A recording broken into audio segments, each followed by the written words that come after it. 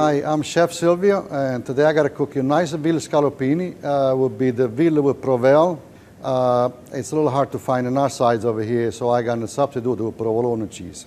Okay, first thing you do, you get the veal cutlet, nice fresh veal cutlet.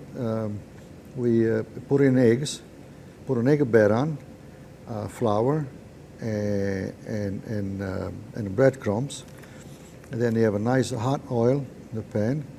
Put in the pan and you do like maybe a minute or 2 minutes each side, maybe, but give it a nice color. When it's ready, you take it out, lay it on the plate, and in the little pan, make the sauce. Put a little butter, cream, and the provolone. And once everything is melted and amalgamated together, just to pour right over the top of the veal, and that's the recipe. Put a little salt and pepper in, and that's about it.